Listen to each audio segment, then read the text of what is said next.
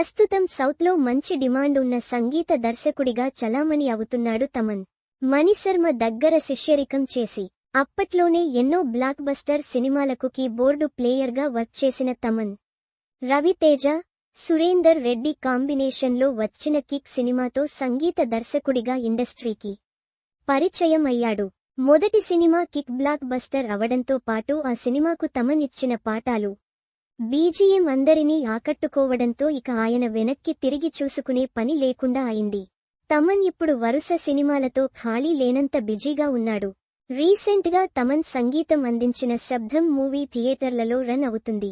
ఆది పినిశెట్టి హీరోగా నటించిన ఈ శబ్దం మూవీ ప్రమోషన్స్లో తమన్ కూడా ఓ ఇంటర్వ్యూలో పాల్గొన్నాడు. ఆ ఇంటర్వ్యూలో బాయ్స్ మూవీ షూటింగ్ టైంలో జరిగిన పలు విషయాలను తమన్ గుర్తు చేసుకున్నాడు. బాయ్స్ షూటింగ్ టైంలో తాను చేసిన రచ్చ, గొడవ అంతా ఇంతా కాదని అందరినీ టార్చర్ చేసినట్టు చెప్పుకొచ్చాడు తమన్.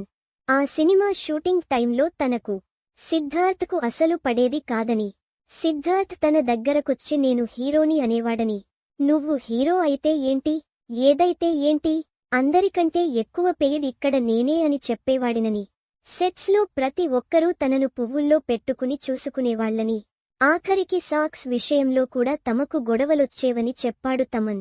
సిద్ధార్థ్కు నైకి సాక్స్ ఇస్తే తనకు నైలాన్ సాక్స్ ఇచ్చేవారని, ఆ సాక్స్ ను తీసుకెళ్లి నిర్మాత రత్నం టేబుల్ మీద వేసి ఇద్దరం డ్యాన్స్ చేసేది ఒకటే. సిద్ధార్థ్కి మంచి సాక్స్ ఇచ్చి నాకు నైలాన్ సాక్స్ ఇచ్చారని కంప్లైంట్ చేశానని చెప్పుకొచ్చాడు తమన్.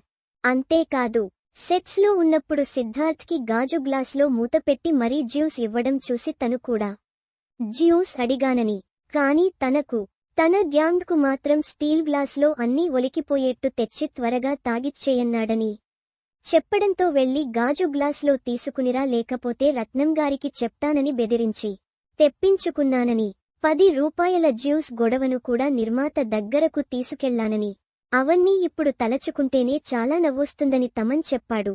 శంకర్ ఈ గొడవలన్నీ తెలుసుకుని ఇంత చీప్గా గొడవ పడుతున్నారేంటి అని అనుకునేవాడని తెలిపాడు తమన్.